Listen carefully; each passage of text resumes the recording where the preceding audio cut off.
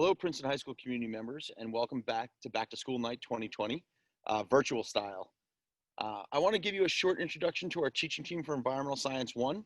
I'm James Smirk. I've been teaching at Princeton High School for 18 years. I've taught classes such as environmental science, AP environmental science, genetics, anatomy and physiology, biology, anthropology, and I have a dual degree in biology and physical anthropology from University of Delaware, and I've recently earned my master's in athletic leadership from Rider University.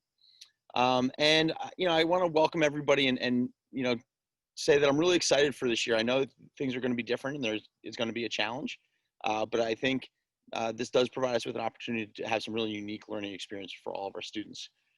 Moving on, I want to introduce Ms. Christina Haida and allow her to introduce herself. Thank you. As Mr. Smirk said, my name is Ms. Christina Haida. This is my 5th year at PHS. I have taught biology, environmental science, and anatomy and physiology. I earned my undergraduate degree from Boston University, one in biology and one in secondary science education with a concentration in biology. And one of my favorite experiences that I had from my undergrad was the opportunity to do ecological research throughout the ecosystems of Ecuador, including the Galapagos Islands and the Amazon rainforest. So I love bringing those experiences and those learnings into the classroom. I am still a student as well as a teacher. I'm currently in progress with my Master's of Business and Science and Sustainability at Rutgers University.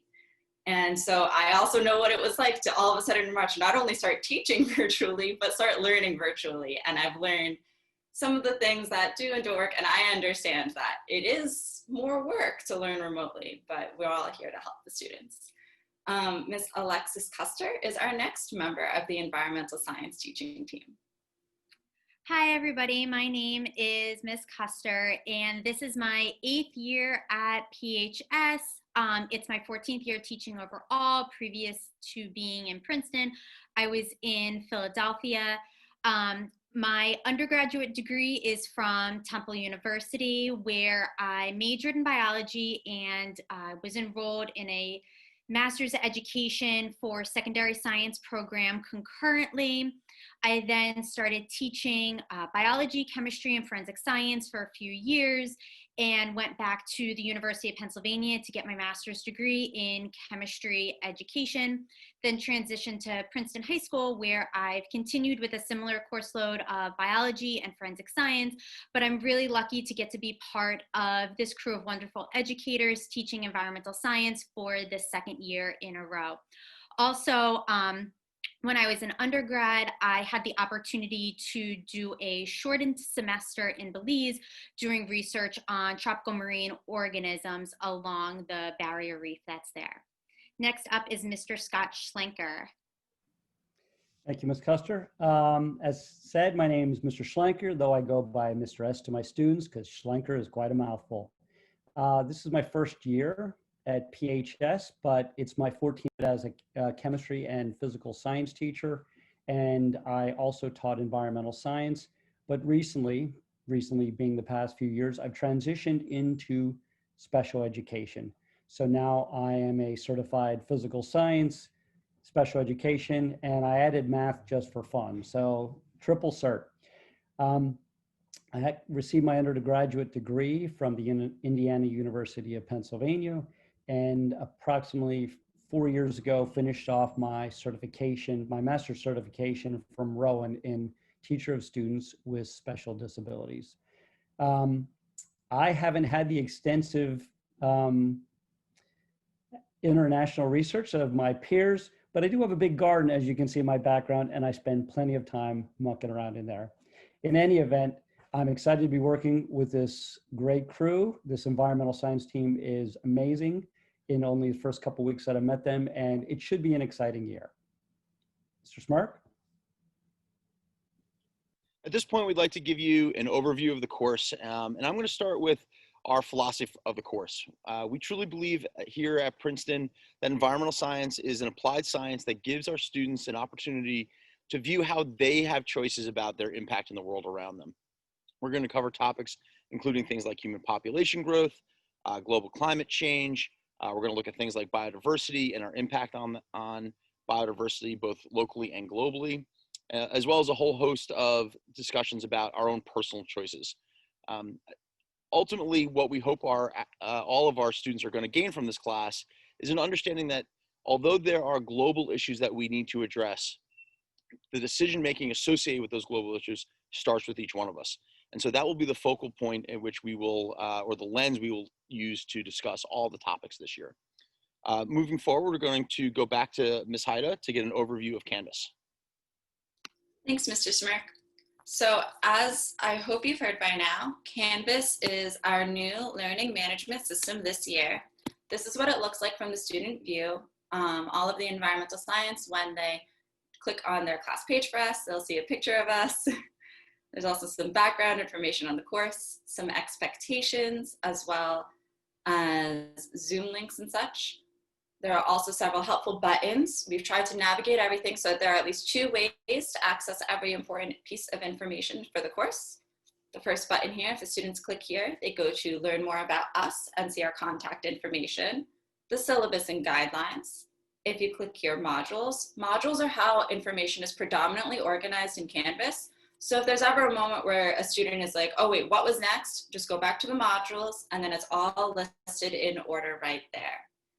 We recognize that this is an atypical time. So there is a calming corner for some nice nature sounds in the background while you're working, or if you just need some moments of calm, the Zoom link, and Mr. Schlenker's corner, which is where there will be helpful resources posted to guide students with vocabulary and whatnot.